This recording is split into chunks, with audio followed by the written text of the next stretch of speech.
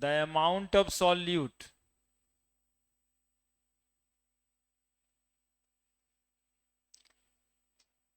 in term of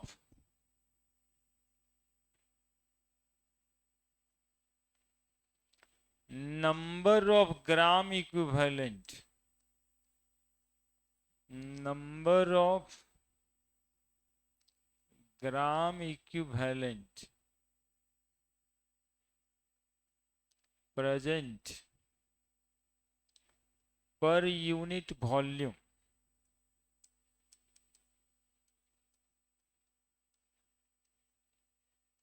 of solution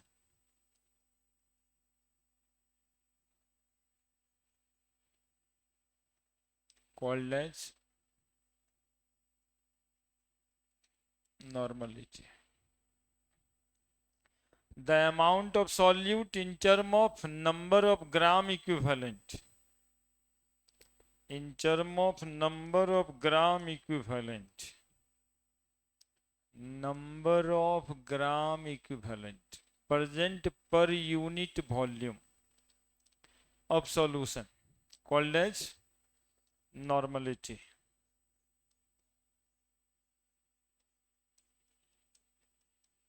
Normality बराबर number of gram equivalent of solute in dash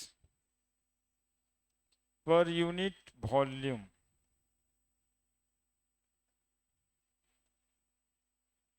of solution.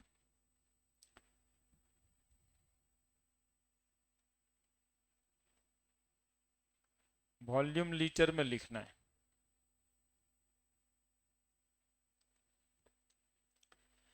Called as normality, number of gram equivalent of solute by volume of solution है ना. Equivalent per litre unit, gram equivalent per litre. Equivalent eq से लिखाएगा.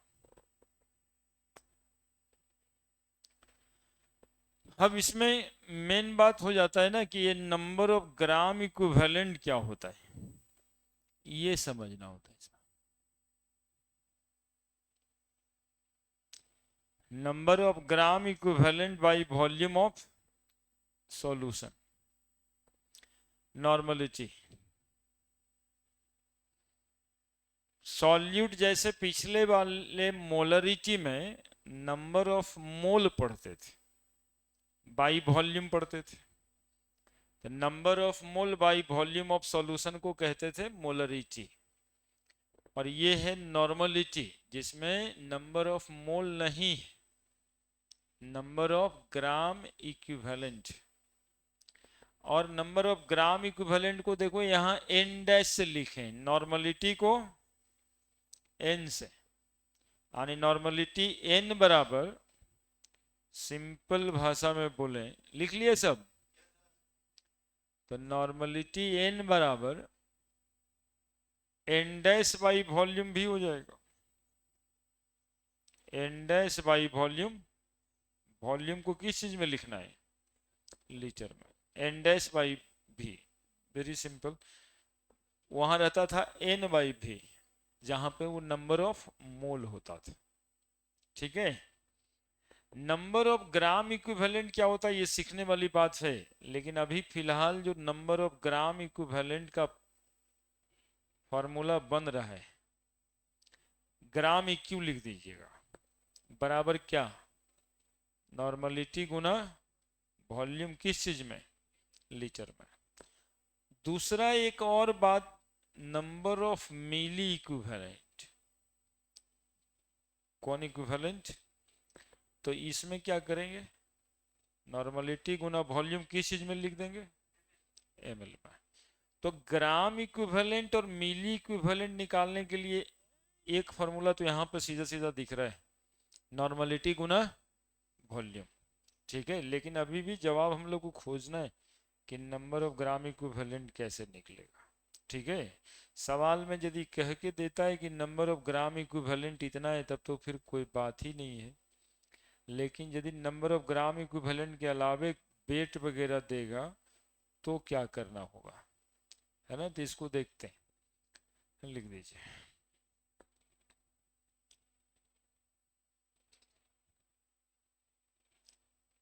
ये अवशेष है molarity normality में, ठीक है। Solution जो टॉपिक है ना उसका अवशेष मतलब समझता है जी, फॉसिल बहुत पहले था, बहुत डिटेल में पढ़ना है।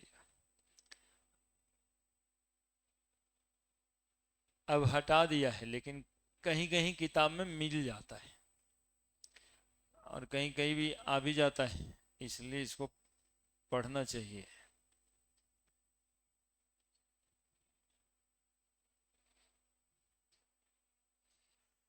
है ना, रिमूव्ड फ्रॉम एनसीईआरटी सिलेबस।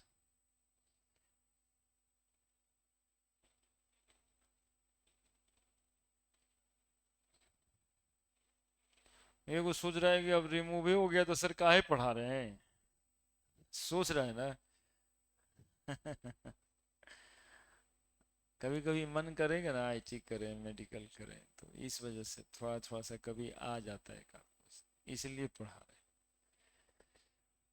अब देखो, नंबर ऑफ ग्राम इक्विवेलेंट बराबर होगा क्या, नंबर ऑफ ग्राम इक्विवेलेंट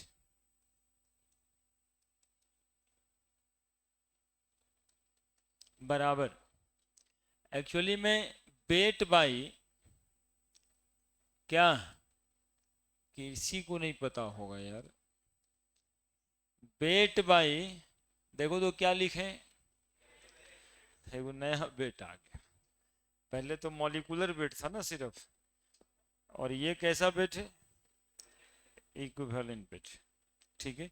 अब इक्विवेलेंट वेट नहीं समझ में आ रहा होगा कि इक्विवेलेंट वेट क्या होता है, एक अलग नया बात फिर से खुल रहा है।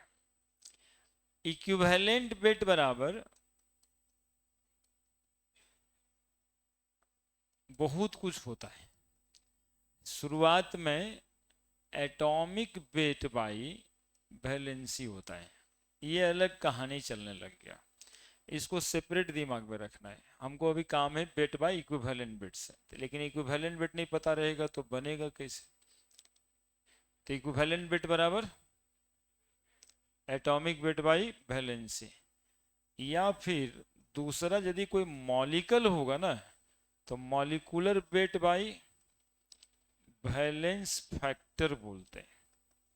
कौन फैक्टर, वैलेंस फैक्टर और ई एक्स फैक्टर। इसीलिए नहीं पढ़ना है ना, धीरे धीरे सब बात बता देंगे। इक्विवेलेंट वेट बराबर होता है एटॉमिक वेट बाई वैलेंसी, और जितना वैलेंसी को समझ रहे हो ना वही वैलेंस फैक्टर बन जाता है मॉलिक्यूलर वेट में, है ना, बता देंगे। तो equivalent weight, weight by equivalent weight है, नंबर ऑफ ग्राम इक्विवेलेंट की जगह पे। इक्विवेलेंट वेट जानने के लिए हमको क्या करना पड़ेगा, मॉलिक्यूलर वेट को उसके वैलेंस फैक्टर से डिवाइड करना पड़ेगा, फिलहाल इतना जानना है। अब वैलेंस फैक्टर जो है अलग अलग मॉलिक्यूल का अलग अलग होता है, एकदम आराम से ही सीखिएगा, थोड़ा सा सीख लीजिएगा, दिमाग के कोने में रखना है, हट गया तो भी।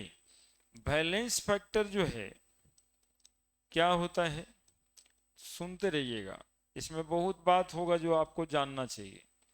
देखिए, फॉर एसिड, एसिड का डिफिनीशन क्या, 10वां में कुछ पढ़े थे क्या, एसिड क्या होता है, जिसमें, हाँ ये जो तुम जहां बताया उससे कुछ नहीं होने वाला है। आर्हेनियस साहब कुछ बोले थे, molecule which has replaceable hydrogen atom, है ना, कॉल्ड एज एसिड, और molecule which has replaceable OH minus hydroxyl ion called as base. जान रहे हैं इतना। तो valence factor for acid, number of replaceable hydrogen atom, for base, तुरंत मसला सॉल्व हो जाएगा यार, थोड़ा पेशेंस रखो। Number of replaceable hydroxyl ion, है ना, और इसको भी हाइड्रोजन एटम के बजाय H प्लस यदि लिख दें, है ना, जैसे HCl एसिड था तो एक वो हाइड्रोजन हटेगा इससे, H2SO4 एसिड है तो कई गो हाइड्रोजन हटेगा इससे, दो गो। तो बैलेंस फैक्टर इसका कितना बनेगा, 2, इसका कितना बनेगा 1। NaOH बैलेंस फैक्टर कितना बनेगा 1। MgOH होल 2 बैलेंस फैक्टर कितना बनेगा 2।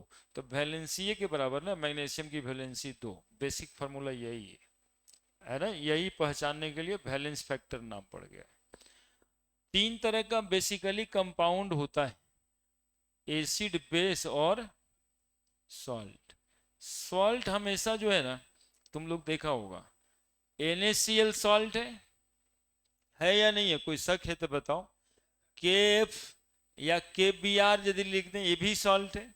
तो साल्ट का एक कैरेक्टर होता है कि साल्ट दो चीज से बना होता है, एक कैटायनिक पार्ट होता है और एक एनायोनिक पार्ट होता है, कैटायन और एनायन। कैटायन पे कितना चार्ज है इस पे प्लस, Cl पे, K पे प्लस, Br पे बैलेंस फैक्टर 1, बैलेंस फैक्टर 1। यदि साल्ट MgCl2 है, ठीक है, तो मैग्नीशियम पे कितना चार्ज 2 प्लस, और Cl पे -1 होता, दो एटम है तो दो गो माइनस, तो दो गो प्लस होगा ना तो दो गो माइनस होगा, क्योंकि साल्ट न्यूट्रल होता है, साल्ट हमेशा न्यूट्रल होता है, साल्ट में चार्ज नहीं होगा। तो दो प्लस होगा तो दो माइनस होगा। आने यदि फॉर साल्ट लिखें तो बैलेंस फैक्टर हो जाएगा नंबर ऑफ पॉजिटिव या निगेटिव चार्ज ऑन कैटायन और एनायन। कैटायन या एनायन पे जितना पॉजिटिव या नेगेटिव चार्ज होगा वही बैलेंस फैक्टर हो जाएगा, किसके लिए, सॉल्ट के लिए। तो मॉलिक्यूल जितना भी अब होगा, कोई ना कोई एसिड होगा, चाहे कोई बेस होगा, चाहे कोई साल्ट होगा। तो किसी भी मॉलिक्यूल का यदि हमको इक्विवेलेंट वेट निकालना है तो मॉलिक्यूलर वेट को कितना से भागा दे देंगे, बैलेंस फैक्टर, और बैलेंस फैक्टर सबका दिखाई दिए, है ना। तो इतना से भागा दे करके क्या निकाल लेंगे, इक्विवेलेंट वेट, और इक्विवेलेंट वेट पुट कर देंगे तो क्या निकल जाएगा, नंबर ऑफ ग्राम इक्विवेलेंट, है ना। थोड़ा जो भारी लगता है ना, नंबर ऑफ मोल आसान था, वेट बटा मॉलिक्यूलर वेट सिर्फ करना रहता था, और इसमें थोड़ा सा और एक स्टेप आगे गया, वेट बटा मॉलिक्यूलर वेट, और मॉलिक्यूलर वेट की जगह पे इक्विवेलेंट वेट, इक्विवेलेंट वेट निकलेगा फिर कैसे, molecular weight by balance factors, ठीक है। लिख दीजिए, फिर नॉर्मेलिटी के फॉर्मूला में इसको पुट कर देंगे।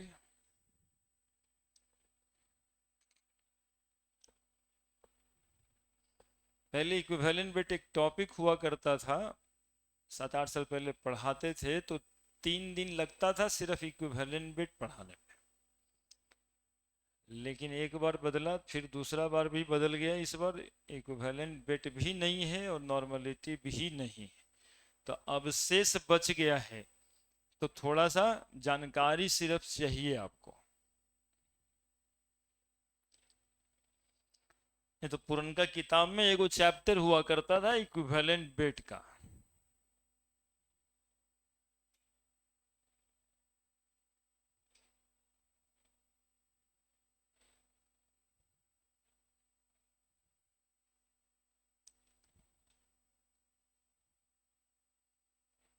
पढ़ना पड़ता है, पढ़ना एक्चुअली में यही बात जो है ना, लोग पढ़ता अपने लिए, लेकिन पढ़ाने के लिए दूसरे को आगे बढ़ना पड़ता है, दूसरे को थोड़ा मजबूत बनना पड़ता है कि ना पढ़ो। इसके पीछे मात्र एक कारण यह है कि अभी आपको पता नहीं चलता है कि ये क्यों जरूरी है, अब बाद में समय नहीं रहता है। नहीं तो मन कब करता है, 35 साल का बेरोजगार आदमी सोचता है कि फिर से 10वां कर ले, आजकल नौकरी बड़ी लग रहा मास्टर वाला।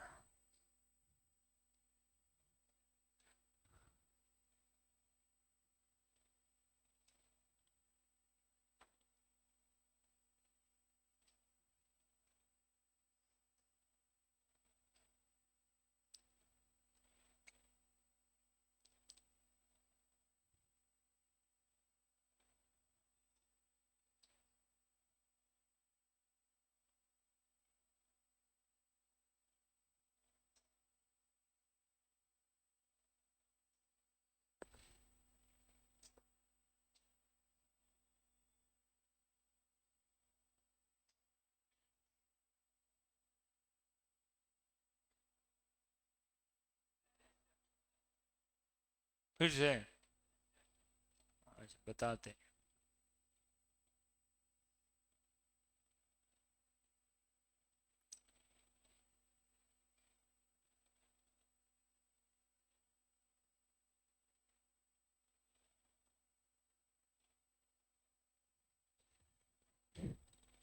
लिख दिए।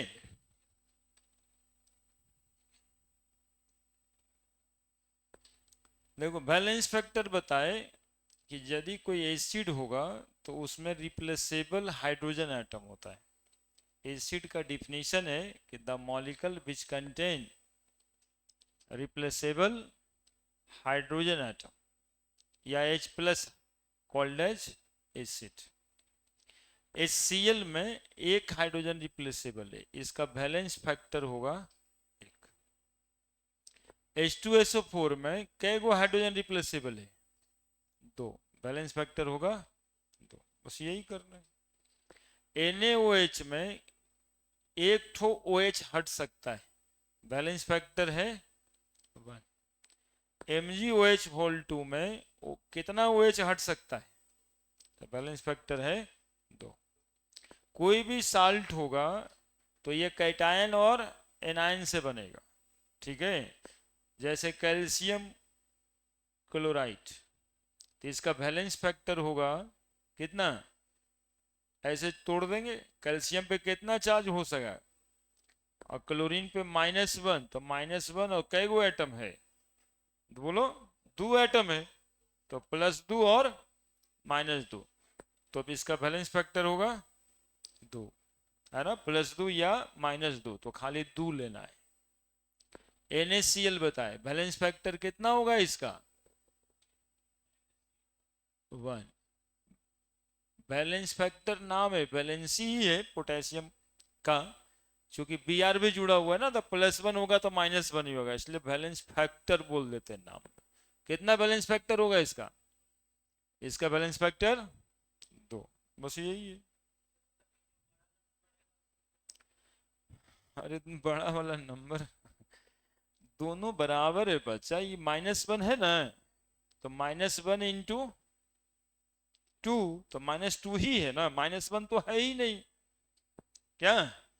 क्लोरीन पे -1 चार्ज पड़ता है, लेकिन एटम की संख्या कितनी है? तो -2 ही ना हुआ, तो -1 कहाँ है क्या? एक आध को निकाल के दिखा देंगे तब हो जाए। लिख दिया। क्या क्या हुआ देखो, क्या क्या हुआ सो हम बताते हैं। नॉर्मलिटी बराबर पढ़े n डैश बाई वॉल्यूम भी, ठीक है। n dash number of gram equivalent को कहते हैं, जो वेट बाई इक्विवेलेंट वेट के बराबर होता है। तो नॉर्मलिटी बराबर हम लोग यहां पुट कर देंगे वेट बटा इक्विवेलेंट वेट बाई वॉल्यूम, ठीक है। तो नॉर्मलिटी बराबर हो जाएगा weight by equivalent weight into volume, किस चीज में? लीटर में। तो नॉर्मलिटी बराबर हो जाएगा weight by equivalent weight, volume को यदि हम ml में लिखेंगे तो ऊपर क्या करेंगे? 1000 से गुना कर देंगे। बस यही बात तो बताना है। अब इसमें दो बातें रह गया, एक बात रह गया कि इक्विवेलेंट वेट सर कहाँ से लेके आएंगे। तो इक्विवेलेंट वेट बराबर बताए molecular weight by valence factor. चूंकि एटम तो सॉल्यूशन में जाएगा नहीं, कोई ना कोई मॉलिक्यूल जाएगा, और मॉलिक्यूल में वैलेंसी नहीं। मॉलिक्यूल की क्या बोलते हैं, वैलेंसी को ही क्या बोलते हैं, वैलेंस फैक्टर, है ना। मॉलिक्यूल की वैलेंसी नहीं होती, वैलेंसी एटम की होती। ठीक है, तो मॉलिक्यूल की वैलेंसी बोलने के बजाय हम बोल देंगे वैलेंस फैक्टर। ठीक है। अब जैसे कोई कहता है, अलग से ये वाला सवाल दे रहे हैं, इक्विवेलेंट वेट बताइए आप HCl का, क्या करेंगे। HCl का मॉलिक्यूलर वेट होगा 1+35.5, और इसमें देखेंगे कि कै गो हाइड्रोजन हटने वाला है, एक, तो हो गया 36.5 ग्राम आंसर। और क्या करना है। कोई पूछता है इक्विवेलेंट वेट बताइए आप H2SO4 का, तो H2SO4 का मॉलिक्यूलर मास 1 × 2 + 32 + 16 × 4, ये मॉलिक्यूलर मास, कै गो हाइड्रोजन हटेगा, तो बटा 2 कर देंगे, 98/2, 49 ग्राम। क्या दिक्कत है, बोलिए, दिक्कत है तो बताइए। इक्विवेलेंट वेट पूछता है हमको, इक्विवेलेंट वेट ऑफ CaCl2, तो कैल्शियम का मॉलिक्यूलर मास 40, 35.5 इंटू 2, अब बटा कैल्शियम पे चार्ज +2, तो बटा 2, है ना। वो बताए हैं कि साल्ट हमेशा न्यूट्रल होता है, यदि कैल्शियम पे +2 है तो Cl पे भी -1 इंटू 2, -2 +2 -2 न्यूट्रल, 0 हो जाएगा, है ना। तो 40 और 71, 111 आएगा, 111/2, 55.55 ग्राम हो गया इक्विवेलेंट वेट ऑफ CaCl2, है ना। जिसका भी निकालने के लिए कहेगा, आप इक्विवेलेंट वेट निकाल के यहाँ पुट करोगे, क्या कौन क्या क्या है ये समझ लो।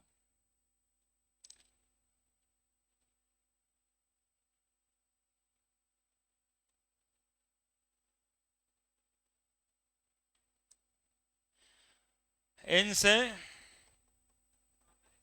Normality, N dash number of gram equivalent, ठीक है। और क्या क्या बच गया, W क्या, wait of solute, E equivalent weight of, EQ से इक्विवेलेंट तो समझ जाएगा ना, सॉल्यूट, और क्या बचा, और सब खत्म हो गया। V से वॉल्यूम, है ना। तो बैलेंस फैक्टर लिख ले, लिखिए,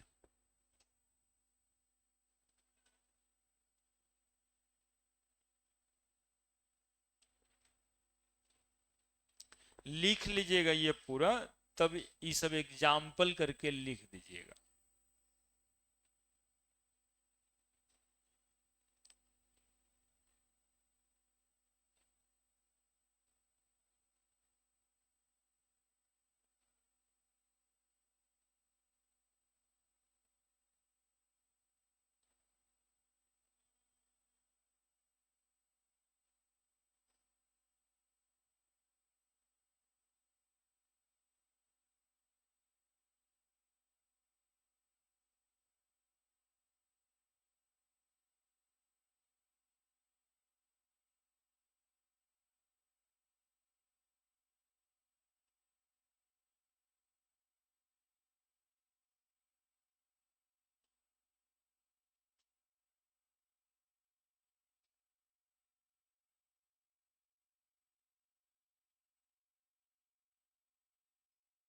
लिखिए एकदम आराम से।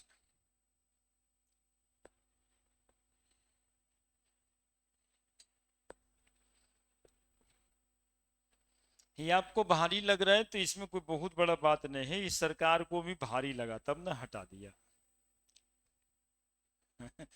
हटाया इसीलिए ना कि बचपन को भारी पड़ रहा है, तो हटा देते हैं। बीएससी पार्ट 1 में डाल दिया, हटा के यहाँ से मोलरिटी तक आपको पढ़ने दिया, बीएससी में जाइए तो नॉर्मलिटी भी पढ़ना है। तो इस तरह से धीरे धीरे सिलेबस को थोड़ा क्या किया जाता है, मॉडरेट किया जाता है। थोड़ा भारी है कहीं पे तो थोड़ा हल्का कर दी। हर आईटी वाले का क्या आदत है, एडवांस वाले में आता है ज़्यादा बदमाशी वहाँ पे करता है कि वो थोड़ा सा जो अवशेष बच गया है देखता है कि बचपन थोड़ा बहुत इधर उधर किया कि नहीं किया। 10 से 20% उसको हक है कि इधर उधर का क्वेश्चन दे सकता है। तो वही 10-20% जो हक उसको बनता है उसी में ही सब आ जाता है कि जो थोड़ा पहले था अब हट के आगे चला गया है, उससे भी सवाल आ जाता है। और आसान कर देते हैं इसको, मोलरिटी नॉर्मलिटी को रिलेट कर देंगे। बैलेंस फैक्टर लेकिन समझना है ना, जितना एसिड में जितना हाइड्रोजन हटाने लायक है वही बैलेंस फैक्टर है। बेस में जितना OH हटाने लायक है वही बैलेंस फैक्टर है।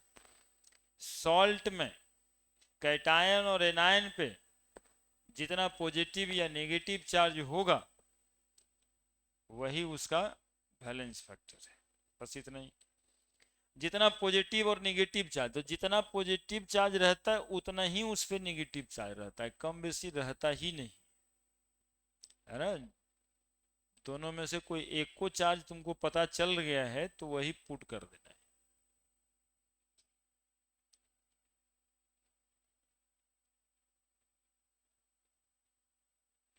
है ना। अब आप ये मत सोचने लगिएगा कि पढ़ैया बनाया कौन है।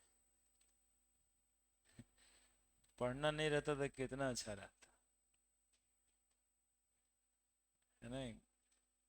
सब दिन कोरोने रहता तो कितना अच्छा था।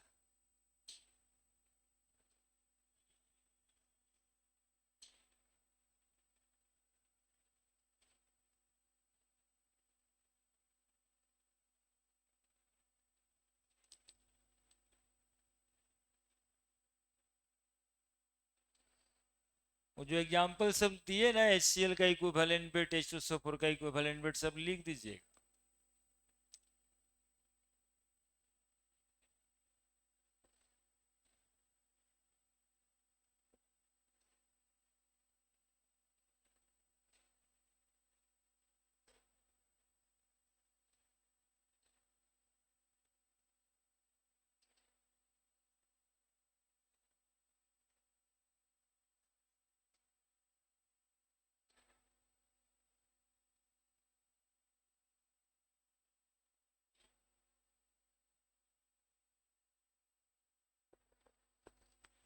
ठीक है, बड़े अभी तो वो क्वेश्चन बना देंगे नॉर्मलिटी निकालने का।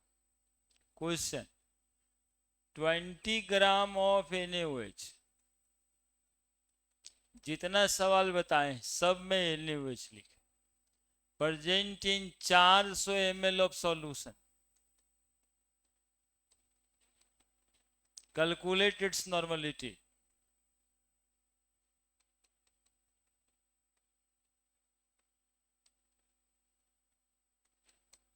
बताइए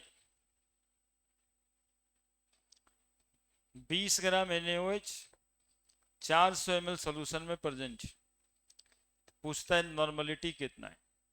सोडियम का एटॉमिक मास 23 है, ऑक्सीजन का 16, हाइड्रोजन का 1।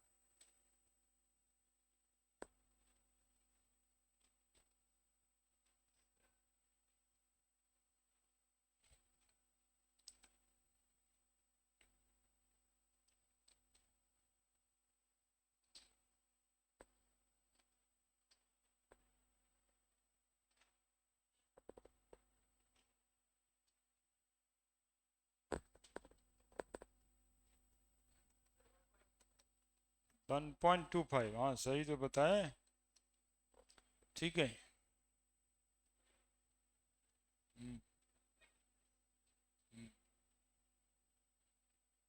नॉर्मलिटी बराबर अभी पढ़े हम लोग, weight by equivalent weight into volume ml में, तो ऊपर में 1000।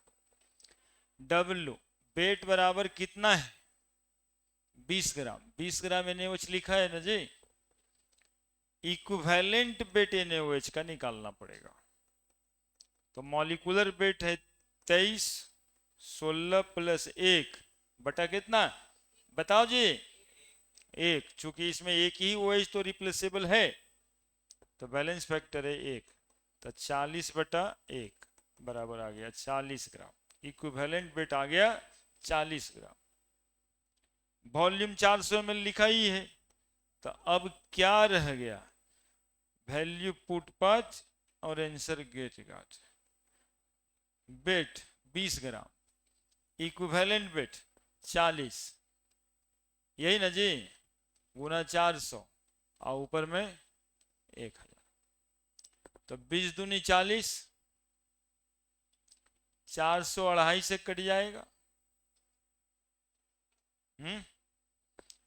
ना ऐसे काट देंगे तो दिखते हो जाएगा, कटेगा जी। देखो तो समझ में आया काटे तब। हाँ ये सब मसला बन जाता है, कैसे कैसे काट देते हैं सर, समझ नहीं आता। भागा दे दिए हैं 2.5/2 1.25, नॉर्मल लिख सकते हैं हम लोग ऐसे n, या ग्राम इक्विवेलेंट पर लीटर है ना, 1.25 ग्राम इक्विवेलेंट पर लीटर। ना भाई हम ना काटेंगे ऐसे, हम काट देते हैं जैसे चाहिए वैसे। सब शक के दृष्टिकोण से हमको देख रहा है, ये ऐसे कैसे, 40 गुना 400 गुना 1000 है ना, तो 1 शून्य से 1 शून्य कट गया, 1 शून्य से 1 शून्य कट गया, यो 1 शून्य से 1 शून्य काट देते हैं, इगरे काट देते हैं, ऐसे तो 20 दूनी 40 कटता, 4 बचे 20, 5/4 भागा दे दोगे ना जी, 1.25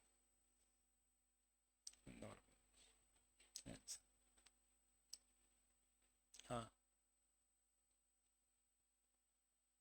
एक्चुअली में हम लोग के समय में ना पहाड़ा जो तुम लोग पढ़ता था ना, 1 × 2 2 2 2 जब 4 पढ़ता है अभी, तो 2 दूनी 4 होता था, और 2 अढ़ाई 5 भी पढ़ना होता था, 2 डेढ़ 3 भी पढ़ना होता था, ठीक है। तो वही 400 2.5 से गुना कर दिए तो 1000 सीधा आ गया। क्लियर है, इक्विवेलेंट वेट बराबर 40/1, बैलेंस फैक्टर 1 था। दूसरा सवाल दें जिसमें कुछ और करिएगा आप, समझ आ गया है ना बनने के बाद। Question, 10 gram of calcium carbonate dissolve in 500 ml of its aqueous solution, aqueous solution, calculate normality।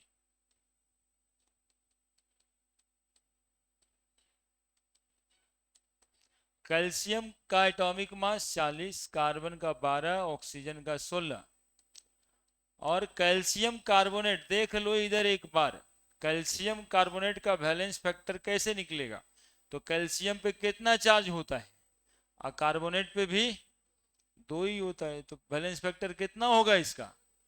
अब बना नहीं दोगे तो पिटाई भी लग सकता है। अब क्या बचा, सब चीज तो बता ही दी। बचपन को क्या चाहिए, एटॉमिक वेट याद रखना, वैलेंसी याद रखना, तब ना होता है बात।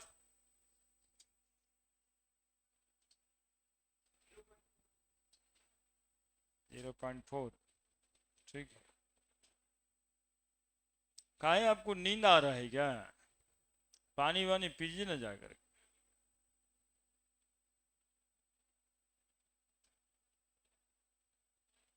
भींग गए होंगे, मुंह धो लीजिए जाकर।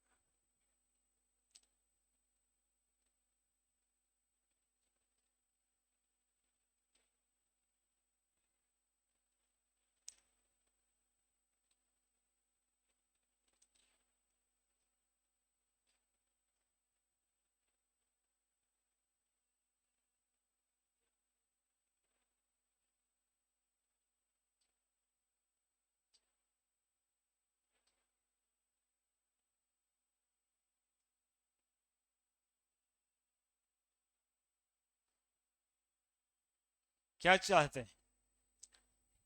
नॉर्मलिटी बराबर फार्मूला तो उतना ही है, वेट बटा इक्विवेलेंट वेट इनटू वॉल्यूम ऊपर में 1000। वेट कितना लिख दें जी? इक्विवेलेंट वेट कितना आएगा ना तो निकालना पड़ेगा अलग से। Equivalent weight of calcium carbonate 40 + 12 + 16 गुना 3 भागा कितना? कहां से निकाल के लाए? Balance factor. इस पे चार्ज कितना है इससे निकाल के लाए। कैल्शियम पे पता है ना कि +2 होता है उसकी वैलेंसी, तो कार्बोनेट पे नहीं भी पता है तो अपने आप ही -2 लिख दीजिएगा, क्योंकि मॉलिक्यूल हमेशा न्यूट्रल होता है, जितना पॉजिटिव चार्ज होगा उतना ही नेगेटिव चार्ज भी होगा उस पर। तो 100/2 बराबर कितना आ गया? 50 ग्राम इक्विवेलेंट वेट। वेट कितना लिखा हुआ है? 10 ग्राम। वॉल्यूम कितना दिया है? 500 ml। बात खत्म है, वैल्यू पुट करिए। नॉर्मलिटी बराबर वेट, वेट 10 ग्राम, इक्विवेलेंट वेट 50 ग्राम, वॉल्यूम ऊपर में 1000। 502 से कट जाएगा 1000, क्या 10 दूनी 20/50, एक सुना और काट देते हैं, 2/5, 5 चौक 20, 0.4। नॉर्मल एन लिख के काम चला दीजिए, नहीं तो ग्राम इक्विवेलेंट बाई वॉल्यूम लिखना पड़ेगा, है ना। मोलरिटी में एम लिख देते थे, नॉर्मलिटी में एन लिख देंगे।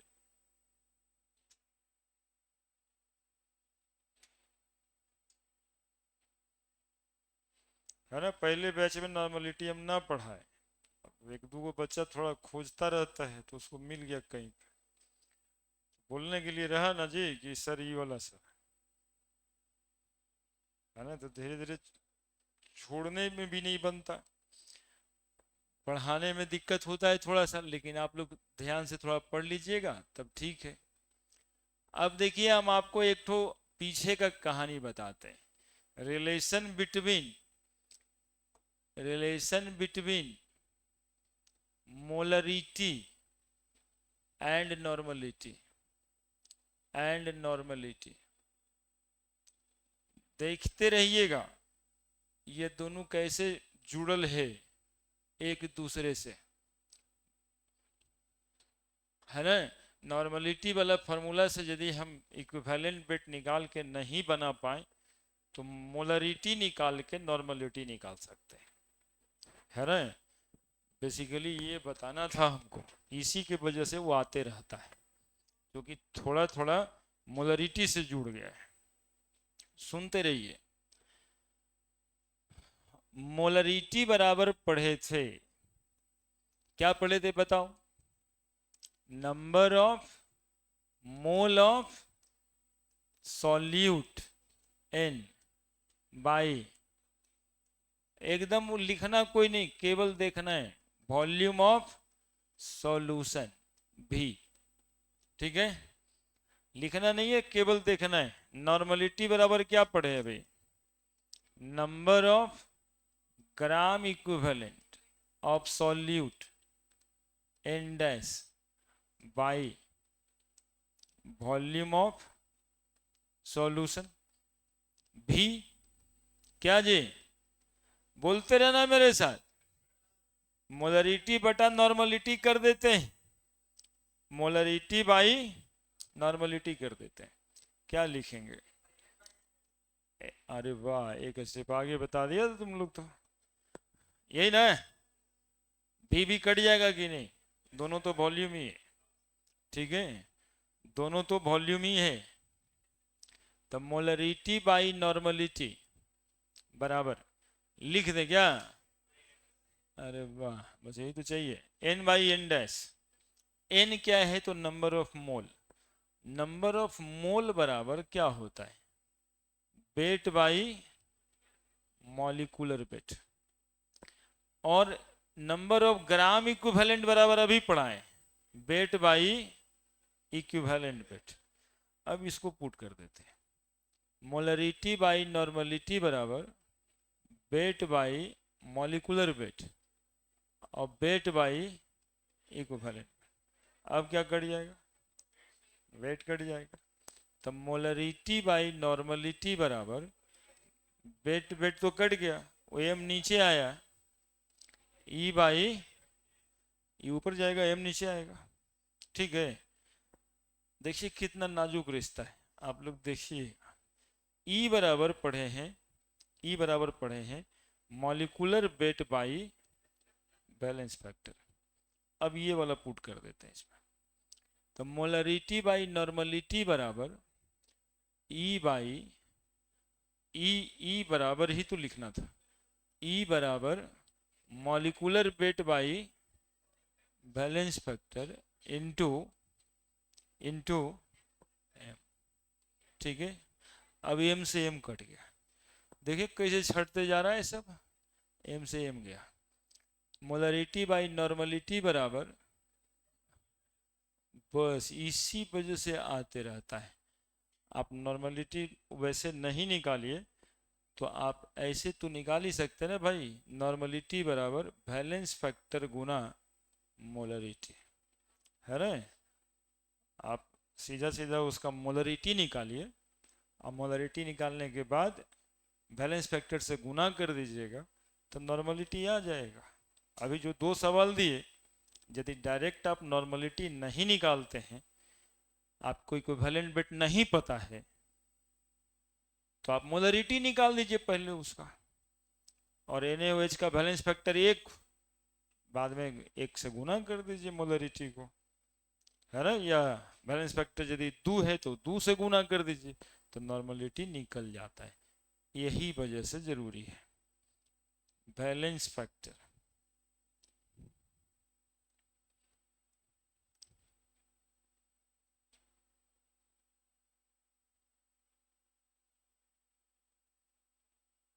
गुना मोलरिटी, है ना, किसके बराबर, तो नॉर्मलिटी के बराबर।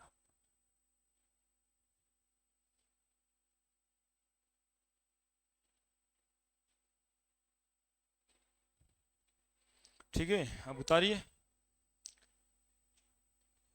किसी अक्षर का मतलब नहीं समझ में आएगा तो बता दीजिएगा हमको, ऐसे समझ तो सभी आ जाना चाहिए। एन क्या है, एन डैश क्या है, डब्ल्यू क्या है, ई क्या है, एम क्या है।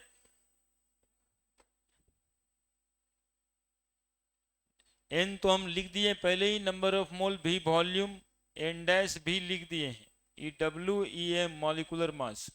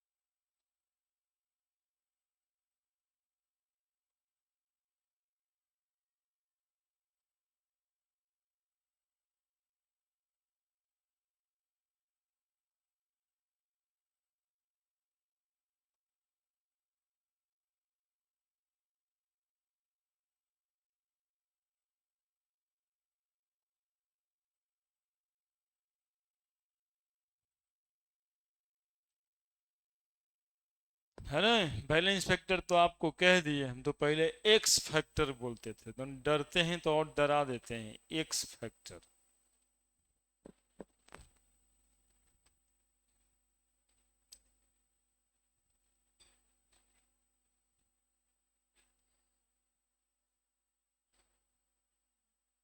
जबकि वो कोई बड़ा बात नहीं होता, वो बैलेंस ही है।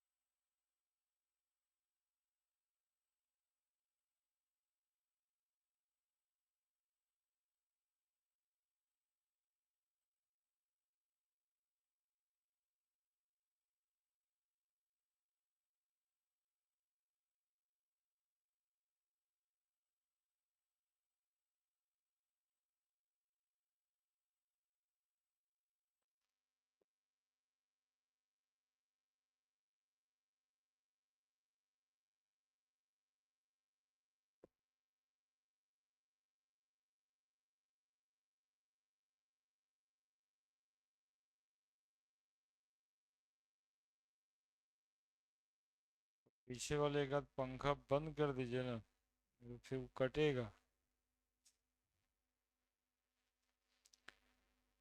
नहीं चाहते हैं कि कट जाए। देखे, कट ही गया ना।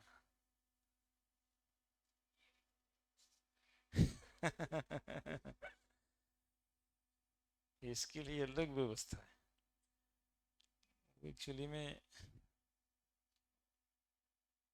उधर वाला क्यों, इधर में 2 4 दिन से बार बार कट ही जा रहा है। इधर वाला ठीक ही है अभी।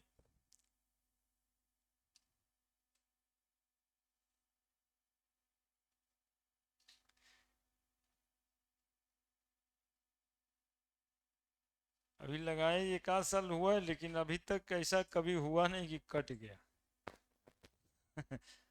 वो आ ही जाता है, कटता नहीं है। देखो उसको रखे वो बोर्ड को यहीं पे।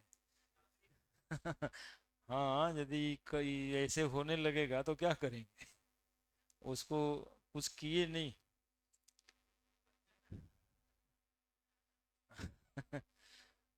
ठीक कर जाए तो। अभी तक तो ठीक ही ठाक चल रहा है इसी वजह से। अब देखो ये बैलेंस फैक्टर यदि 1 आ जाएगा तो नॉर्मलिटी और मोलरिटी बराबर हो जाएगा। नहीं, नॉर्मलिटी और मोलरिटी एक ही हो जाएगा, मतलब सिमिलर हो जाएगा यदि बैलेंस फैक्टर पढ़े यहाँ से। लिखो, और कोई अक्षर है जो पता नहीं चल रहा है कि वो क्या है? सब तो लिख ले है। एम मोलरिटी है बड़ा वाला, एन नॉर्मलिटी है ना। हाँ कभी कभी आप यदि मोलरिटी को और मॉलिक्यूलर मास को दोनों को बड़ा एम लिख दीजिएगा तो फिर दिक्कत होगा, इसलिए वो ध्यान से लिखिएगा। बड़ा वाला एम को मोलरिटी लिखें और छोटा वाला एम को मॉलिक्यूलर वेट लिखें। बड़े केस बन करते हैं। नॉर्मलिटी सिंस नॉर्मलिटी बराबर बैलेंस फैक्टर गुना मोलरिटी।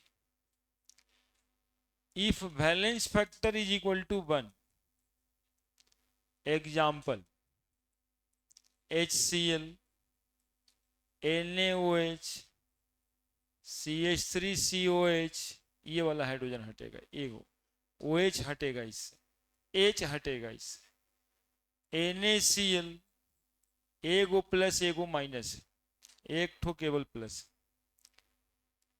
KCl, KBr, एगो प्लस। ये सब बैलेंस फैक्टर 1 वाला है।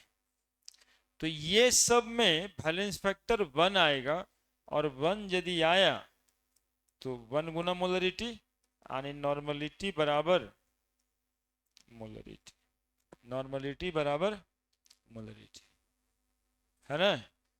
नॉर्मलिटी बराबर मोलरिटी है ना। यदि बैलेंस फैक्टर 1 रहा, 1 ऐसे ऐसे मॉलिक्यूल का सबका बैलेंस फैक्टर 1 आएगा। इससे ये वाला हाइड्रोजन हटता है, पता है ना। ये सब 10वां में था यार। एसिटिक एसिड में एक हाइड्रोजन हटता है, 3 को नहीं हटता। कार्बन से जुड़ा हुआ हाइड्रोजन नहीं हटता, ऑक्सीजन से जुड़ा वाला, इसमें एक OH हटेगा। अब ऐसा वाला एग्जाम्पल लिख लिख के क्या करेंगे? KOH भी तो ऐसे ही एग्जाम्पल है। HCl है, HNO3 में थोड़े ना 2 हाइड्रोजन हटने वाला है, वो तो पता चल ही जाएगा। Case number 2, case number 2, since यहां भी लिखेंगे नॉर्मलिटी बराबर बैलेंस फैक्टर गुना मोलरिटी। इफ बैलेंस फैक्टर बराबर 2, एग्जाम्पल H2SO4, H2CO3, 2 हाइड्रोजन हटने वाला acid, MgOH whole 2, CaOH whole 2, MgCl2, CaBr2, CaCl2, है ना। इसके बाद ऐसा ही वो आप पर ही छोड़ेंगे। नॉर्मलिटी बराबर क्या लिखेंगे, 2 इंटू मोलरिटी। नॉर्मलिटी बराबर 2 इंटू मोलरिटी। ठीक है। अब जैसे सवाल कहीं पे लिखा रहता है कि 2 मोलर H2SO4 है ना, जैसे मोलरिटी निकाले किसी का 2 मोलर आया, तो इसका नॉर्मलिटी कितना आ जाएगा, 2 गुना 2 4 नॉर्मल, सीधा। तो मोलरिटी तो निकालने के लिए उतना तरीका सिखाए थे, मोलरिटी निकल जाएगा। वो कहता है नॉर्मलिटी निकालो, हम निकालेंगे मोलरिटी ही, और जो मॉलिक्यूल रहेगा उसके वैलेंस फैक्टर से गुना कर। ठीक है। अब जैसे NaOH के बारे में कहा था, 1 मोलर NaOH आता है ना, या 1.25 आया था ना अभी, उसी का एग्जांपल ले लेते। 1.25 मोलर NaOH है। अब NaOH का चूंकि वैलेंस फैक्टर कितना है, तो नॉर्मलिटी निकालेंगे तो कितना आएगा, तो 1.25 नॉर्मल भी है, यानी उसका मोलरिटी नॉर्मलिटी दोनों क्या होगा, बराबर होगा। जिसका भी वैलेंस फैक्टर 1 है उसका आप मोलरिटी निकाल लो या नॉर्मलिटी निकाल लो, दोनों का आंसर एक ही आता है। एक और केस बना देते हैं, वैलेंस फैक्टर 3 वाला, अभी तक सुना नहीं है तुम लोग। हाँ कहीं नहीं, बैलेंस फैक्टर 3 ही तक होता है, 4 और न होता है। बैलेंस फैक्टर 3 वाला केस नंबर 3, कुछ मॉलिक्यूल सिंस नॉर्मलिटी बराबर वैलेंस फैक्टर गुना मोलरिटी है ना, इफ वैलेंस फैक्टर बराबर 3, एग्जाम्पल H3PO4, ई वाला एसिड का नाम सुना होगा, कौन एसिड, और गधा, बहुत मजबूत बेस है तुम लोग का। फास्फोरिक एसिड, वो सल्फ्यूरिक एसिड था, फास्फोरिक एसिड है, वो कार्बोनिक एसिड है। AlOH whole 3, aluminium hydroxide, balance factor 3 है नहीं। AlCl3, बैलेंस फैक्टर 3 होगा। B boron F3, boron trifluoride, balance factor 3 होगा, अपने से दिखाई दे देता है। तो इसका नॉर्मलिटी क्या होगा, तो बोलता कुछ नहीं सर, 3 गुना मोलरिटी हो जाएगा, है ना। अब कहीं पे 0.5 मोलर 0.5 मोलर H3PO4 लिखा हुआ है, तो हाउ मेनी नॉर्मल, तो नॉर्मलिटी नहीं निकल जाएगा, 3 गुना 0.5 यानी 1.5 नॉर्मल हो जाएगा। तो इतना आसान है ना, मोलरिटी नॉर्मलिटी की रिलेशन से नॉर्मलिटी आसान लगता है ना, मोलरिटी निकाल लेंगे नॉर्मलिटी में कन्वर्ट कर देंगे, है ना। यदि आप इक्विवेलेंट बिट की तरफ देखना नहीं चाहते हैं तो इधर देखिए, हाँ ये तो लगेगा सर, एक्चुअली में पहले लाइन इतना नहीं रहता था, तो गांव में पढ़ने के लिए हम लोग ललटेन जलाते थे, तो जब ललटेन जलाते थे तो 4-5 गो भाई मिलकर ललटेन को घेर के बैठ जाते पढ़ने के लिए। तो एगो भैया रहता था बदमाश, वो फूक देता था जैसे ही 10-15 मिनट हुआ वैसे ही वो फूक देता था। अब पूरे घर में माचिस खो जा रहा है, तब माचिस तो अगर पैकेटे में रहता था, 10-20 मिनट में खोजा, सब नहीं है, यहाँ नहीं है, वहीं तो रखे थे, पूरा हमलेवर हो गया, सब हमला होने लगा एक दूसरे पे, वो ले लिया होगा, वो वहां रख दिया होगा, तब तक कि वही कहीं जा करके देखो यहाँ है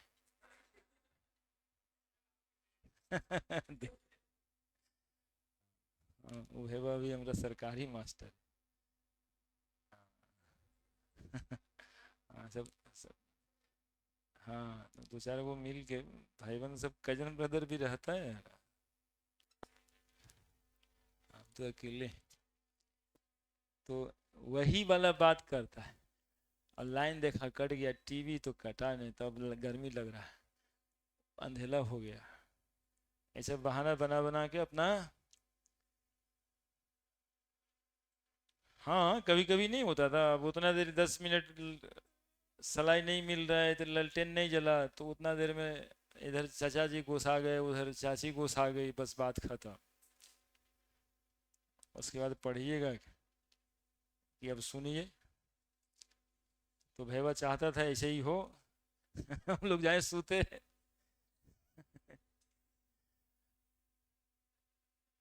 तो ये सब पूरा कहानी है। लेकिन अब लाइन रहने लगा तो ये समस्या से तो निजात पा लिया सब। अब तो ललटेन है ही नहीं। तो हम लोग थोड़ा थोड़ा सा आगे बढ़ने की तरफ देखते रहते हैं। तब मोलरिटी निकाल के नॉर्मलिटी निकल जाएगा, यदि हमको इक्विवेलेंट वेट नहीं निकालना है तो।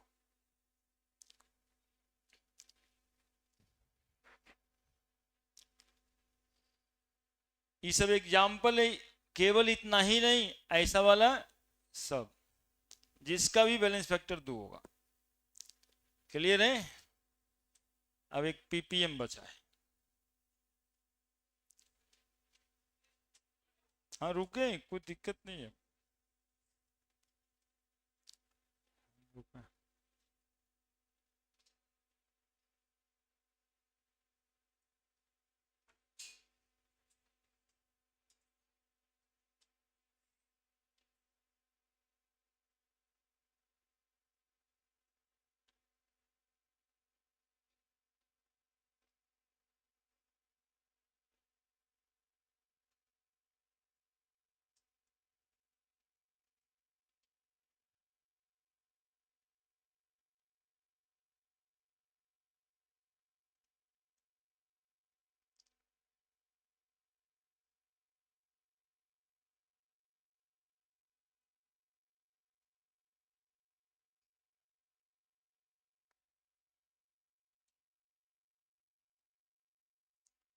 अब पीपीएम बचा है, और जैसे पीपीएम होता है वैसे पीपीबी।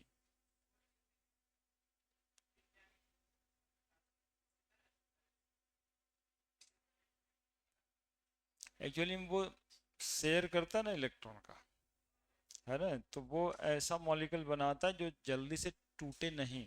जैसे इस सब मॉलिक्यूल में टूटना ना हुआ, H निकल गया, Cl माइनस बच गया। H2SO4 में 2 गो H निकल गया, SO4 2 माइनस बच गया। H3 प्योर में 3 गो H निकल गया। तो CH4 में क्या 4 H निकलता है क्या? नहीं निकलता। इसलिए है कि कार्बन और हाइड्रोजन के बीच जो बॉन्ड बनता है वो कोवैलेंट बनता है, और कोवैलेंट बॉन्ड पानी में आयोनाइज नहीं होता है ना। ये सब आयनिक बॉन्ड है जो कि आयोनाइज हो जाता है। इसीलिए 4 वैलेंस फैक्टर की तरफ नहीं जाना है।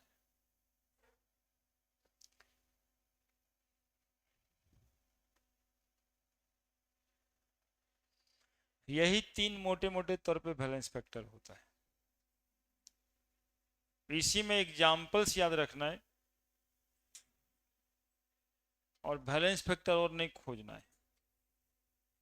ठीक है, बढ़ जाए क्या?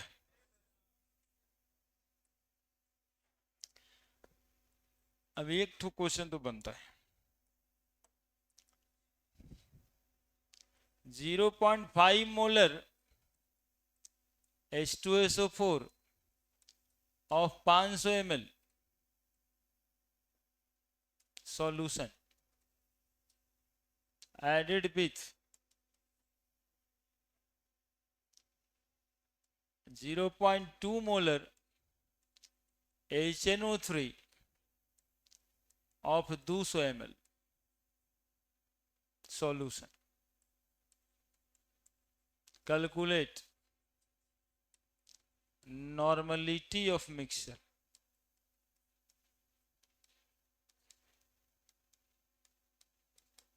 देखो, यही वो आईआईटी का मॉडल है जो आता है। दिया है मोलरिटी और पूछ दिया नॉर्मलिटी।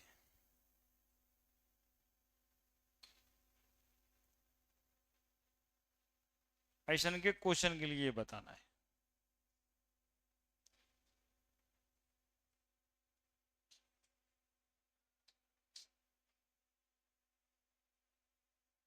लिखिए ना नवीन बाबू, लिखिए, परेशान नहीं रहना, चीजों को समझना है।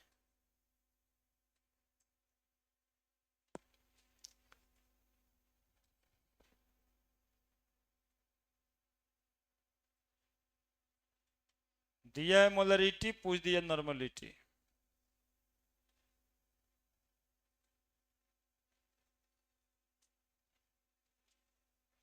हल्का दिमाग के आदमी रहे, कई क्वेश्चन में गलती है।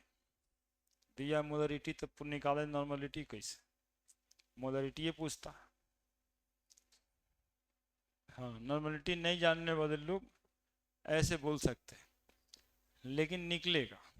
देखो 5 मोलर H2SO4 है, तो 0.5 मोलर, समझाने दो हमको, H2SO4 का नॉर्मलिटी नहीं निकाल लेंगे। नॉर्मलिटी बराबर अभी पढ़े ना, बैलेंस फैक्टर गुना मोलरिटी। तो बैलेंस फैक्टर कितना है इसका, 2 है ना। चीख चीख के तो खुदे कहता है कि हम बैलेंस फैक्टर 2 वाला है, नहीं कह रहा है H2SO4। तो बैलेंस फैक्टर 2 और मोलरिटी 0.5, तो 1 नॉर्मल हो गया। वॉल्यूम का तो कुछ करेंगे नहीं, वॉल्यूम तो ठीक ही है, 500 ml है इसका। दूसरा एक तो देखो 0.2 मोलर HNO3, तो इतना मोलर HNO3 बराबर, तो नॉर्मलिटी बराबर इसके भी बैलेंस फैक्टर गुना मोलरिटी। कितना बैलेंस फैक्टर है, एक ही हाइड्रोजन है इसमें जो हटेगा, और गुना 0.2, तो 0.2 ही तो आएगा क्या, नॉर्मल। अब एक एसिड है दूसरा बेस है, दोनों को मिलाएं। पिछले दिन टाइट्रेशन का फॉर्मूला बता रहे थे, है ना।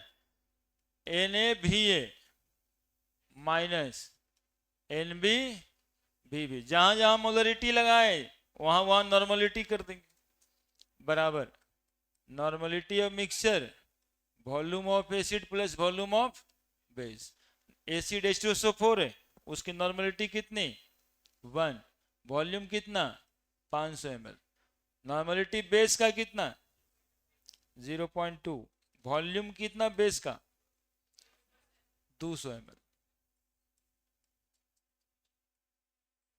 बराबर नॉर्मलिटी ऑफ मिक्सचर नहीं पता, acid plus base 500 plus 200, 500 minus 10 नीचे आ जाएगा 40 गुना 700, 500 माइनस 40 कितना 460, normality of mixture Guna 700, normality of mixture बराबर 460 बटा 700, सुना से सुना कट गया, 0.74265 नॉर्मल,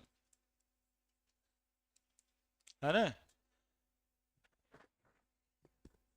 ये टाइट्रेशन का फॉर्मूला है, मतलब एसिड और बेस में मिलाएंगे तो न्यूट्रलाइजेशन हो जाएगा।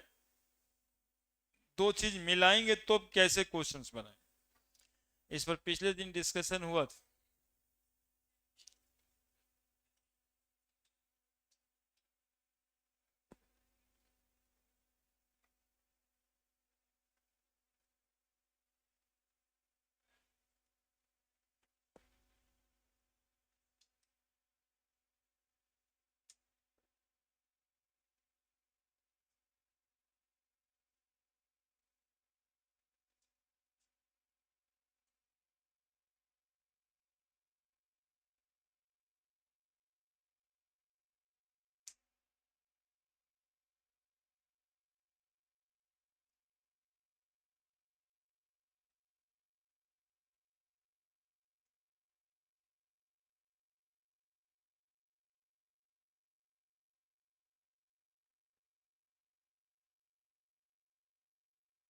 कहीं दिक्कत है कोई, मोलरिटी दिया था, नॉर्मलिटी पूछ रहा था, तो हम लोग जहां जहां मोलरिटी दिया था उसको नॉर्मलिटी में पहले कन्वर्ट कर लिया और फिर फॉर्मूला लगाए। एसिड में बेस मिलाते हैं तो Na माइनस NbVb बराबर NmVa प्लस Vb।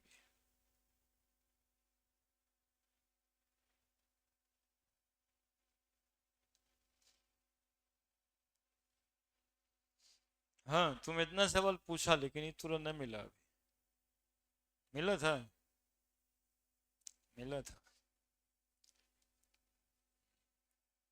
अब बना लेना, सब बन जाए। अरे जहाँ नहीं बने लगेगा मोलरिटी निकाल देना। मतलब नहीं बनेगा कारण वो इक्विवेलेंट बिट में यदि नहीं जाना चाहते हो तो ऐसे जाने के लिए क्या है, जाना चाहिए, इक्विवेलेंट बिट भी निकालना चाहिए। अरे बैलेंस फैक्टर इधर लगे चाहे वो इधर लगे, लगना तो है।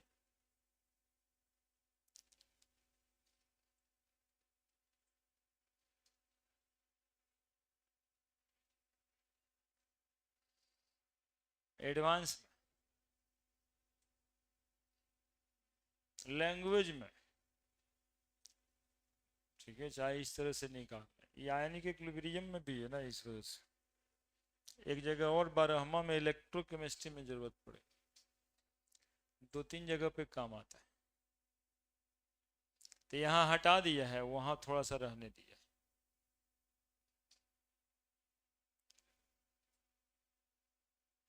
फैराडे लॉ है जो इक्विवेलेंट बिट पे डिपेंड करता है, तो वहां पे है, क्योंकि लॉ को बदल सकता नहीं।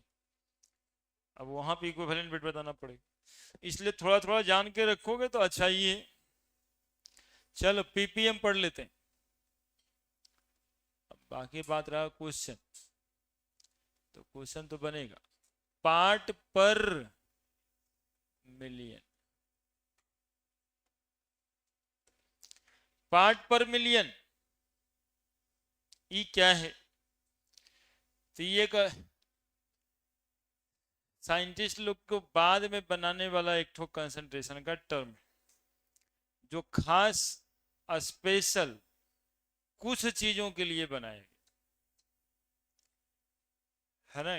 कभी कभी जैसे आप लोग अभी एक आध दो रुपया कोई दे देते इग्नोर कर दीजिएगा भाई, अब ऐसे ऐसे करते 5 रुपया दीजिएगा नहीं। तो किसी चीज का कंसंट्रेशन निकालने के बाद यदि 0.001 मोलर आ जाता था तो आदमी इसको क्या करे कि भाई इसे कुछ होगा, ये तो बहुत ही कम है, ठीक है। लेकिन कुछ ऐसा केमिकल है जो मात्र इतना सा कंसंट्रेशन में भी आपके लिए खतरनाक हो सकता है। तो वो हार्मफुल केमिकल को मेजर करने के लिए एक नया कंसंट्रेशन टर्म का डिस्कवरी हुआ, दैट इज पीपीएम। तो इसका ऑब्जेक्टिव क्वेश्चन ही ये आता है, which of the following concentration term used for measure the harmful chemical if present in the solution. तो उसका जवाब पीपीएम है। मोलरिटी नॉर्मलिटी टिक लगा दीजिएगा तो गलत ही हो जाए, है ना। उसी के लिए ये टर्म ही डिस्कवर हुआ। किसके लिए डिस्कवर हुआ? Harmful chemical if present in the solution. तो उसका कंसंट्रेशन मेजर करना है पीपीएम में, ठीक है, या पीपीबी में या पीपीटी में, है ना। वो सब ऐसे ही है, मैथमेटिकल टर्म है। बना था पीपीएम सिर्फ पार्ट पर मिलियन। अब इसमें कुछ लोग एनडीए का तैयारी भी करते होंगे, नहीं सुने ना, उसी में आया है ये सवाल जो भी बोले। The term, the concentration term, ppm एक कंसंट्रेशन टर्म है। The concentration term used for measurement of harmful chemical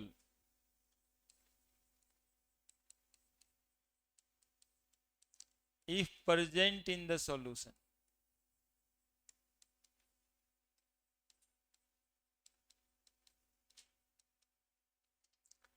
The concentration term used for measurement of harmful chemical if present in the solution.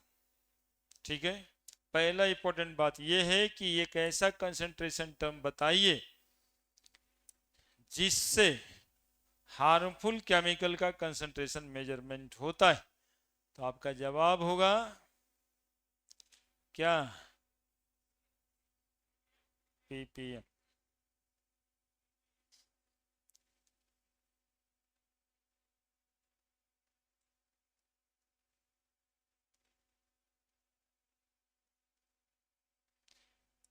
क्या बनाए?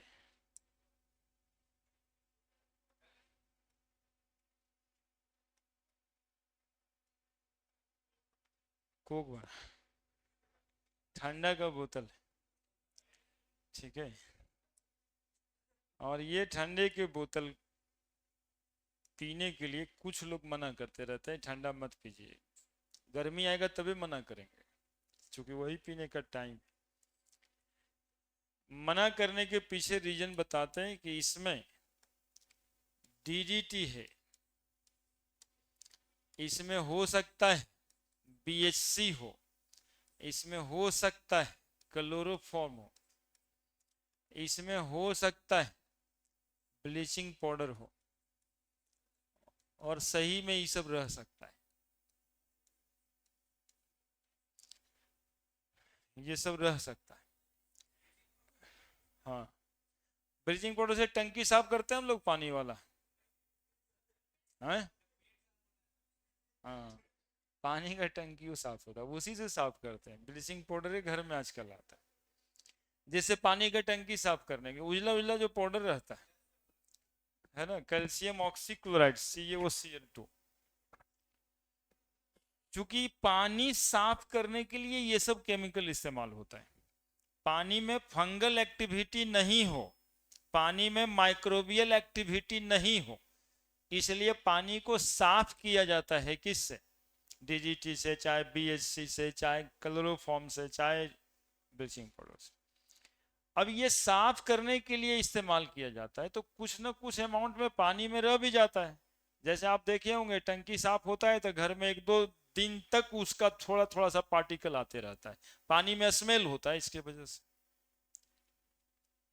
तो bacteria तो मार दिया है, पानी तो साफ कर दिया है, लेकिन वो अब आपके पेट में भी जा रहा है। हाँ, इसमें सब में एक क्लोरीन नाम का एटम है, सब में प्रेजेंट, और वो क्लोरीन जो है ना लीवर में जाके डिपॉजिट हो जाता है। अब ये थोड़े थोड़े अमाउंट में होता है, तो कोई एक ठंडा तो एक सीजन में पीता नहीं, 10-20 किलो तो पी जाना है, चाहे अपन पैसा से चाहे दोस्तों के पैसा से, है ना। कुछ नहीं तो ठंडा पी लो। गड़बड़ ये है, अब यदि एक ठंडा में 0.001 ग्राम भी प्रेजेंट होता है और ये बॉडी से निकलेगा नहीं, ये लीवर में चाहे मसल्स में कहीं ना कहीं जाके डिपॉजिट ही होगा। अब बचना है 60-70-80 साल, हर सीजन में 10-20 किलो पी जाना है। अब 1 किलो में 10 इतना ग्राम, तो ये बॉडी में जाके धीरे धीरे 10 ग्राम हो जाता है, तो बहुत ज्यादा घाटा ना है। 10-5 ग्राम यदि जमा हो जाए तो भी मुश्किल है। सब का एक एक काम है, ये कैंसर काउजिंग है ना, कुछ हो कीजिएगा तो एक ही बात होना है, नहीं करो नहीं तो कैंसर हो जाएगा, ये भी उसी में आता है। ये सब कैंसर काउजिंग सपोज किया गया है, इसीलिए रामदेव बाबा कहते हैं ठंडा मत पीजिए। वो कहते हैं कि हम हिमालय वाला पानी जब ठंडा में इस्तेमाल करेंगे वो कहते हैं सीधा हिमालय वाला पानी हम डालेंगे, हम साफ नहीं करेंगे पानी, ठीक है। वही वही ये कंट्रोवर्सी की है है ना, कि वो ठंडा जो आप पी रहे हैं सीधा सीधा जा रहे है ना। बाबा ही कंट्रोवर्सी किए हैं इस पे पहली बार, है ना। तो पीपीएम पहले से डिस्कवर था, हम लोग एग्जाम्पल देना शुरू कर दिया, बाबा बोलिए दिए हैं, तब क्या दिक्कत है। अब देखिए डीडीटी का फुल फॉर्म, आईएनडीए वाले के लिए ही बताते हैं, ये आईआईटी मेडिकल में full form of which of the following is disinfectant के नाम से जाना जाता है, उसमें आता है, जनरल कंपटीशन में आता है। डीडीटी को क्या बोलते हैं, डाइक्लोरो डाइफिनाइल ट्राइक्लोरो इथेन, है ना। इसका स्ट्रक्चर होता है ऐसे, दो गो सीसी, इथेन मतलब दो कार्बन, इथेन मतलब दो कार्बन, और डाइफिनाइल, फिनाइल का फोटो बनता है, बेंजीन रिंग बनाया है कभी 10वां में, ऐसा वाला बेंजीन रिंग रहता है, डाइफिनाइल ऐसे। एक बार बना लीजिएगा प्यार से ही, मतलब मन से, इन कि इतना भारी होता है केमिस्ट्री। डाइक्लोरो डाइफिनाइल हो गया, ट्राइक्लोरो, 3 गो क्लोरीन यहाँ पे, एक गो एच यहाँ पे, यही है डीडीटी का फोटो। इसमें कार्बन और हाइड्रोजन से फर्क नहीं पड़ता है, ये जो क्लोरीन प्रेजेंट है ना, यही पानी भी साफ करता है, और यही बॉडी में चला जाता है तो निकलता भी नहीं है। होता ना ऐसा कि यूरिनेशन करते और ये निकल जाता बाहर, तो कोई दिक्कत नहीं था पीने से, है ना। मतलब मना हम नहीं करते, लेकिन ये घाटा होता है, तो ज्यादा नहीं, ये नहीं कि रोज रोज पिए, तो खराबी तो है। ये है benzene hexa chloride, benzene hexa chloride, है ना। इसका दूसरा नाम भी है गैमेक्सिन, इसका तीसरा नाम भी है लिंडेन, इसका चौथा नाम भी है 666, 5 नाम नहीं, फॉर्मूला है C6H6Cl6, कार्बन भी 6 गो, हाइड्रोजन भी 6 गो, क्लोरीन भी 6, है ना, इसीलिए नाम है 666। इसका स्ट्रक्चर ऐसे बनाते हैं बचवा, देख लेना, यहां भी Cl, यहां भी Cl, यहां भी Cl, यहां भी Cl, यहां भी Cl, और यहां भी Cl। काय के लिए रिंग बना रहे हैं हम आपको कार्बनों दिखा दें, carbon carbon carbon carbon carbon carbon, और एक वो hydrogen, hydrogen hydrogen hydrogen hydrogen hydrogen, 6 गो कार्बन है, 6 गो हाइड्रोजन है, 6 गो क्लोरीन है। अभी गोलका भी काहे के लिए रहने दें, ये double bond single bond double bond single bond double bond, है ना।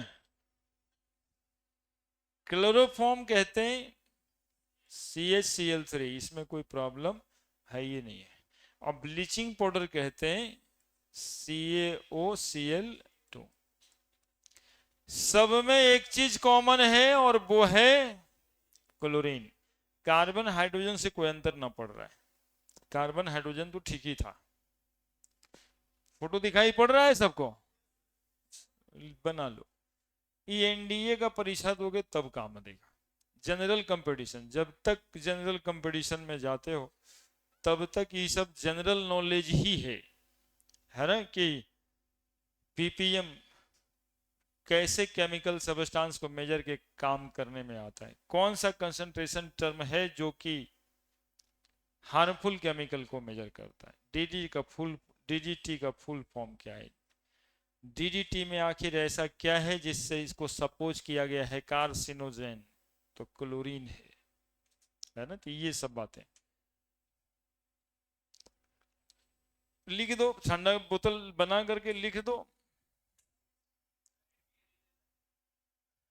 अरे जानकारी होगा।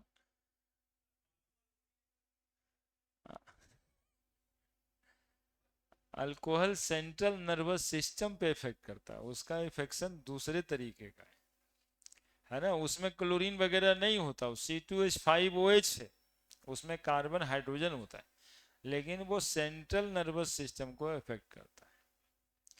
ये केमिकल हार्मफुल है। ये ये जो है ना, ये ज्यादा हार्मफुल हुआ, इससे कैंसर का यूज होता है।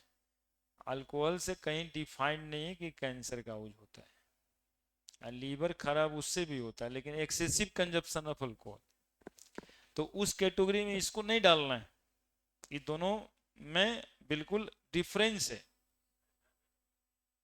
ना। ये केमिकल हो गया, ये पेय पदार्थ नहीं है। अल्कोहल कहीं ना कहीं पेय पदार्थ है, सरकार उसको पीने वाला पदार्थ में रख कर करके सर्टिफिकेशन किया है ना। लेकिन ये केमिकल है, इसको तो एकदम से नहीं पीना है ना। इसको तो बिल्कुल नॉन लिविंग बीइंग में इसका इस्तेमाल करना है, इसको फर्श पे इस्तेमाल करना है, इसको नाली में इस्तेमाल करना है, इसको पानी के टंकी में इस्तेमाल करना है, पानी को साफ करने के लिए इस्तेमाल करना है। लेकिन अब ठंडा बनाने वाली कंपनी आपका सेहत का कितना ध्यान रखेगा? 2 दिन तक उसमें स्मेल रहता है। अब बताइए उसको उतना टाइम है कि एक एक मॉलिक्यूल CaCl का मतलब कि जिससे वो साफ किया है पानी, उसका एक एक मॉलिक्यूल हट जाए, उतना इंतजार करेगा? इसी वजह से कुछ ना कुछ अमाउंट में रह जाता है। और ऐसा FDA वाला नहीं कहता, ऐसा रामदेव बाबा कहते हैं। FDA जो देता है ना सर्टिफिकेट, सरकार वाला, वो थोड़े ना बोलता है। वो तो दिख जाएगा तो फिर बेचने का अधिकार ही नहीं देगा। हाँ, बैन ही कर देगा। लेकिन आरोप लगा करके रामदेव बाबा अपना ठंडा निकालने के चक्कर में क्या रखेंगे? ठंडा। नहीं, हम तो पिला ही देंगे। तो एक दिन पिलाना रहता, रोज नहीं पीना है। अब थोड़ा डिफिनेशन भी इसका लिख दें। हाँ लिखिए ना, बनाइए ना अच्छे से।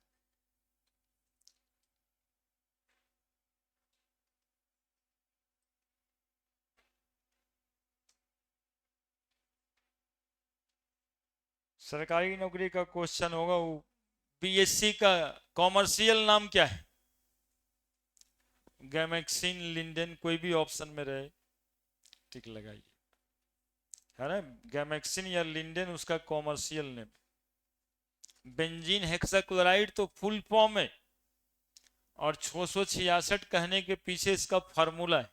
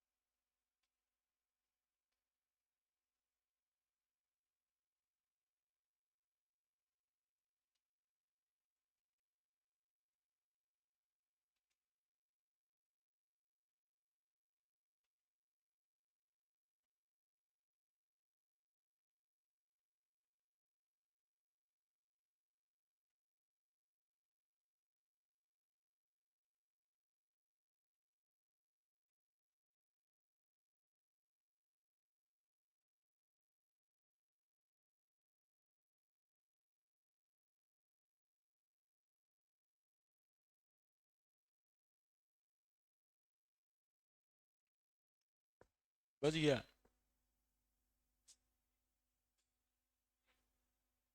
अगले दिन 3 बजे आइएगा। आज भी 3 ही बजे आना था, लेकिन पानी पड़ रहा था इसलिए बहुत कम लोग आए थे। मतलब मंडे को,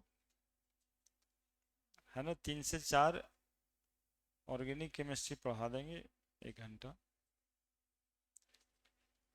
आज नहीं शुरू किए। और ये मूल कंसेप्ट खत्म हो गया, अगले दिन एटॉमिक स्ट्रक्चर स्टार्ट करेंगे। ये PPM का डिफिनेशन लिखने दो।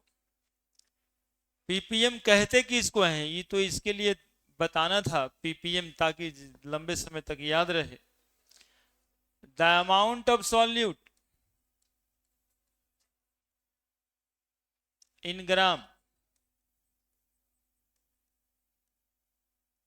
Present in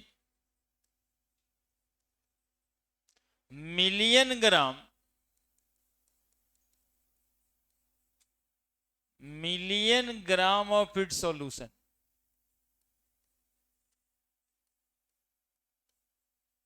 called ppm. अब देखो 1 मिलियन ग्राम में कै ग्राम प्रेजेंट है ये मेजर करेगा ये। अब 1 मिलियन ग्राम में 1000 किलो होता है। अब 1000 किलो में 5 ग्राम प्रेजेंट है तो ये मेजर कर लेगा टर्म पीपीएम बराबर weight of solute by weight of solution into 10⁶, 1 million gram. आणि पीपीएम बराबर W/W इंटू 10⁶। ठीक है, बस बात इतना ही था। इसको इसी वजह से इसमें इतना हल्का बात है ना, इसलिए थोड़ा बड़ा कर देते हैं वो लिख करके सब।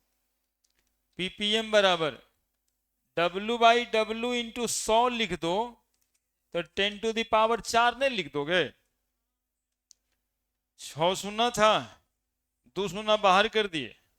अब बोलो पीपीएम बराबर परसेंटेज बाई मास इंटू 10⁻, रिलेशनों निकाल दिए। परसेंटेज बाई मास और पीपीएम के बीच रिलेशन भी हो गया। पीपीबी आएगा तो 10⁹ से गुना कर देना, बिलियन है तो 1 बिलियन में 10⁹ आ जाएगा। अब पीपीटी जब आएगा तो ऊपर पार्ट पर 1000 10⁻³ से गुना कर देना, है ना? बस इतना ही।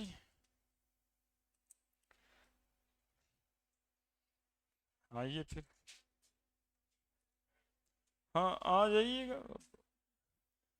अब हम कल बुलाते टीटीएस में, लेकिन लगा कि रोज परेशान क्यों होगा, एक ही दिन आए सब, थोड़ा 1 घंटा पहले हम ही परेशान हो जाते हैं कुछ दिन, है ना? ये कुछ आगे कर देंगे इधर तो फिर अपना पढ़ते रहिएगा।